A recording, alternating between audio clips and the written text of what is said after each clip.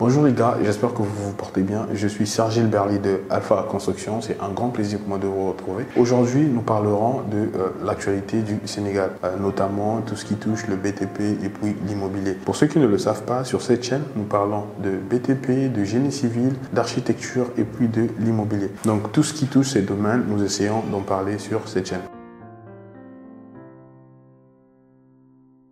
Aujourd'hui, nous parlerons de ce qui s'était passé dernièrement au Sénégal. Vous savez, il y a quelques mois de cela, au Sénégal, on a eu un nouveau gouvernement. Donc, ça va bientôt faire une année que le nouveau gouvernement est en place. Et donc, tout se passe plutôt bien. Et à la venue de ce gouvernement, il y avait certaines décisions qui avaient été prises. Et donc, parmi ces décisions, ils avaient remarqué qu'il y avait un désordre en fait au niveau des lotissements, ce qui n'est pas faux. Vous savez qu'en Afrique, l'un des problèmes que les gens rencontrent le plus, en fait, c'est au niveau du foncier. Il y a vraiment un sérieux problème au niveau du foncier. À tout moment, vous allez rencontrer des gens qui se sont fait duper, des gens qui se sont fait arnaquer, des gens qui se sont fait douiller, excusez-moi pour le terme, mais il y a des gens qui ont acheté un terrain qui a été vendu 2 fois déjà avant, donc eux, ce sont des troisième personnes. Peut-être la troisième personne a acheté le terrain. Et ce genre d'exemple, vous en verrez partout, en fait. Vous en verrez dans plusieurs capitales et c'est dans plusieurs villes d'Afrique. Ce n'est pas qu'au Sénégal.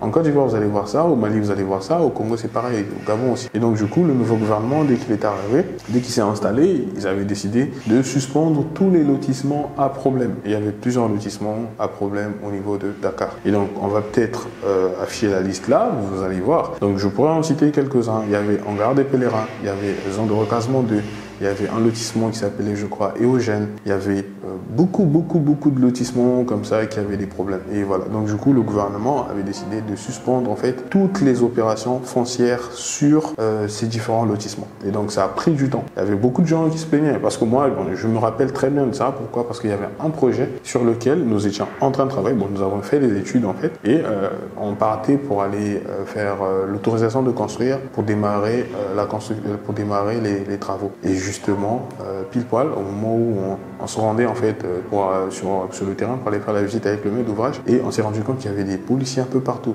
Pas des policiers, plutôt des gendarmes. Il y avait des gendarmes un peu partout qui interdisaient aux gens en fait d'accéder pour construire en fait. Mais l'accès n'était pas interdit en fait. Donc nous on est rentrés. Après on a vu qu'il y avait beaucoup de gendarmes. Aucun chantier n'avançait. Il n'y avait pas de gens, il n'y avait pas d'ouvriers. Et après on est allé se renseigner. Et là on nous faisait savoir que il y avait une interdiction de construire en fait dans ces lotissements-là. Et plus tard, quand on est revenu au bureau, on s'est renseigné, on s'est rendu compte que c'était vrai qu'il y avait cette interdiction-là de construire ou encore de faire toute opération foncière sur ce terrain. Donc il y avait des gens qui ne pouvaient pas. Vous ne pouvez pas vendre un terrain, vous ne pouvez pas acheter de terrain normalement. Bon, je ne sais pas s'il y a des gens qui ont acheté durant cette période-là, mais vraiment, c'était des risques que vous avez pris. Et ensuite, vous ne pouvez pas aussi faire tout acte, toutes les procédures administratives sur les terrains que vous avez. Donc ça aussi, c'était impossible. Déjà, quand on partait aux impôts et domaines, moi je me rappelle, il y avait un projet sur lequel on travaillait aussi où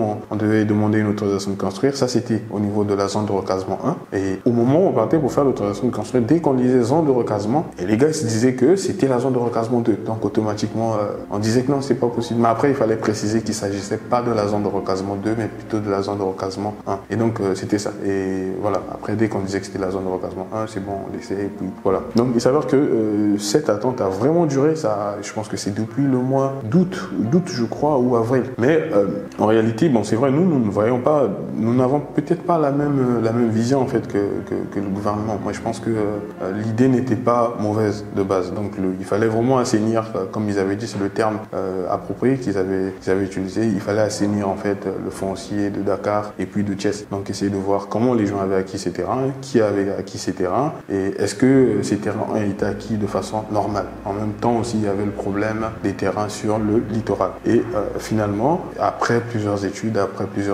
il y a une main levée provisoire en fait qui avait été faite. Donc, pour dire que la situation est en train de s'arranger. Et récemment, j'ai reçu un message, moi, de l'une de nos clientes en fait, avec qui on travaillait aussi, qui avait fait une étude là-bas, pour qui nous avons eu à faire une étude là-bas, et qui doit aller au niveau de l'autorisation de construire. Et donc, donc elle me demandait de lui compléter les documents qui restaient parce qu'elle a reçu la main levée, un quitus de main levée en fait pour la réalisation et pour la construction en fait. Donc elle me disait que je pense que c'était bon pour elle, vous pouvez construire. Et elle par contre, son terrain est situé au niveau de l'hangar des pèlerins. Donc je ne sais pas, vous qui suivez cette chaîne, si vous avez aussi eu le même problème, si vous êtes confronté à la même situation, bon, je ne pourrais pas vous garantir que ça sera aussi possible pour vous d'aller directement démarrer les travaux sur votre terrain si votre terrain se trouve dans l'un des lotissements concernés. Et après, d'après ce qu'elle m'a fait comprendre, c'est elle de façon personnelle qui a eu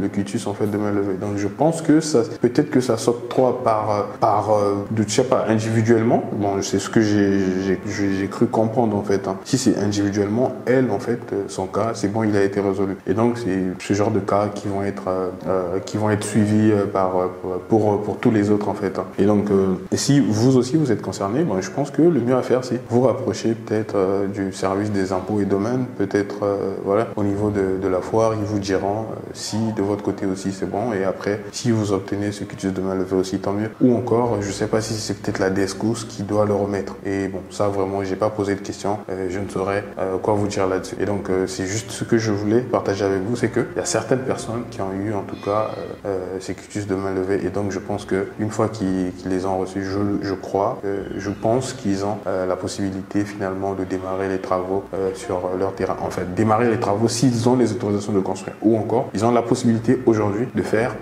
toutes les opérations foncières sur leur terrain. Et donc ça va être des opérations au niveau de l'administration ou encore s'ils veulent vendre. Et voilà, donc c'est possible. Et après, s'ils veulent aussi demander des autorisations de construire, ils peuvent demander des autorisations de construire, après démarrer la réalisation de leur bâtiment. Et voilà. Et d'ailleurs, il y a plusieurs personnes, ben ça c'est un peu bizarre, je sais pas pourquoi ça arrive dans cette période, mais il y a beaucoup de personnes qui nous disent qu'ils veulent vendre leur terrain. Et donc c'est des terrains qui sont titrés pour la plupart. Donc il y a des terrains au niveau de la zone de recasement, comme je disais, zone de recasement non, c'est pas zone de recasement, c'est plutôt Mamel, terrain au niveau de Mamel, un terrain au niveau de hangar de pèlerins et un terrain au niveau de Bourguiba. Donc si vous êtes aussi intéressé par les terrains dans ces zones-là, n'hésitez pas, contactez-nous, dites-nous. Et voilà, les terrains au niveau de Mamel, c'est un terrain de 150 mètres carrés, le terrain au niveau de l'hangar des pèlerins, c'est 160 mètres carrés, et le terrain au niveau de Bourguiba, c'est à peu près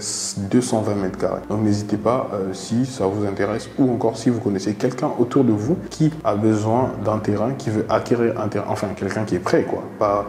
Ne nous contactez pas juste pour prendre des renseignements. Les prix, vous n'avez pas besoin de connaître les prix, surtout si vous n'achetez pas. Par contre, si vous êtes vraiment intéressé, vous avez de quoi acheter, vous voulez acheter, vous nous contactez, après on vous mettra en rapport. Nous ne vendons pas directement les terrains. Et voilà, nous ne faisons pas le foncier que de la construction. Et donc si vous êtes intéressé, vous nous contactez, on vous met en rapport avec les propriétaires et vous partez devant les notaires pour acheter. C'était Serge Gilberly de Alpha Cons pour vous servir. Merci, peace.